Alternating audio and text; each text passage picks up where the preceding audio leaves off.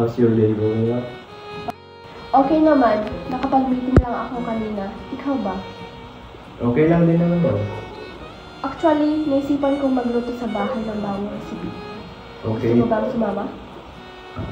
Okay, so let's just order coffee na lang. Take out natin. Pwede lang? Sige, okay lang.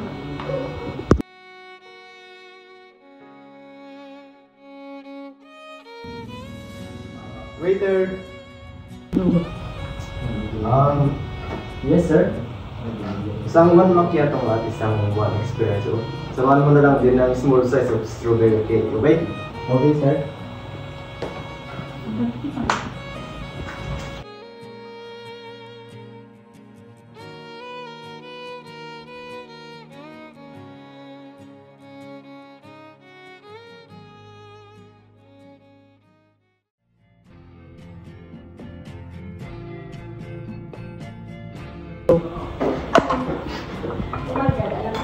Pansin mo ba yung galong yun, pre?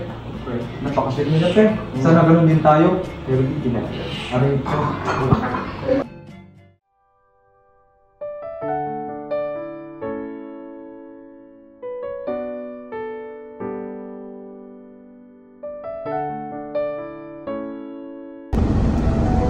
Parang stress ka ngayon lang. Nakapag-meeting lang ako kanina. Kaya pala. Huwag kang mag-alala lang. Nandito lang ako para sa'yo. Kung may problema, sabihin mo lang sa akin, okay? Sige ba? Okay.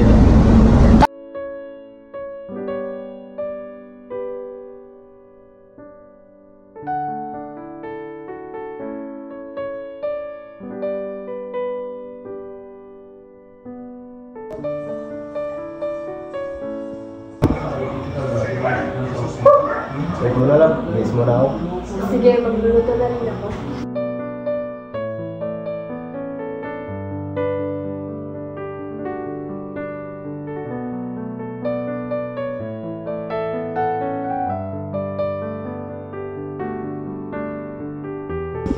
Ano niluluto mo yan? Yung paborito mo na. Patingin na. Sige.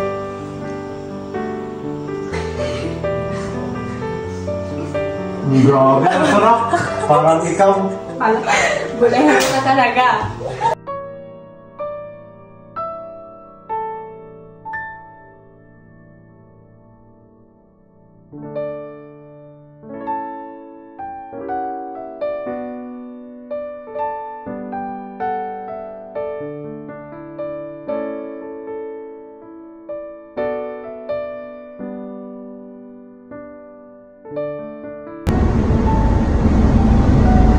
Ba't ang tahimik mo, love? Kanina ka pang ganyan, ah.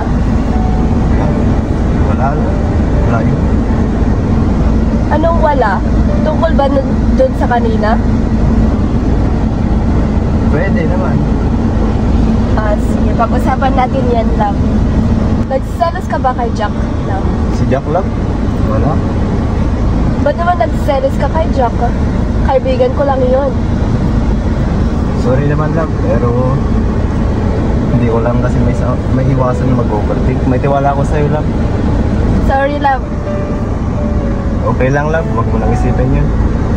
Huwag kang mag-isip ng ganyan, love, ah. Ikaw lang naman yung mahal na mahal ko. Hayaan mo na lang. Tapos na yun. Pwede na tayo, love, ah. Okay na.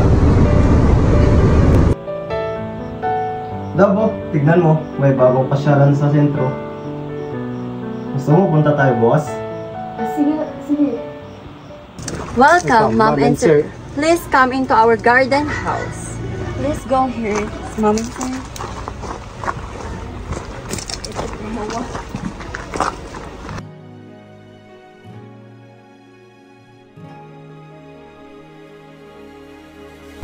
Uy, sina Jack at Bison yun, di ba? Oo nga eh. Good afternoon, Mom and Sir. Please register here in front of our desk.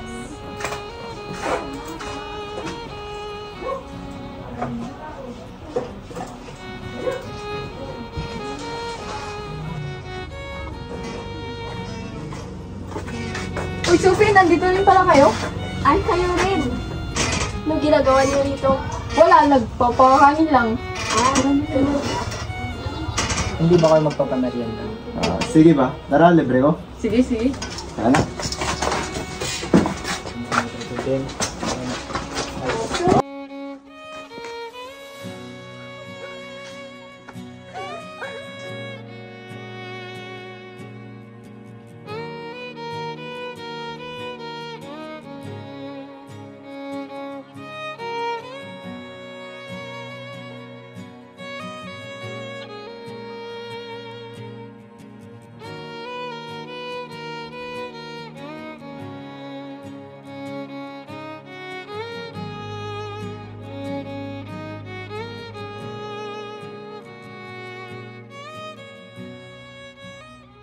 Imagine being someone's iris.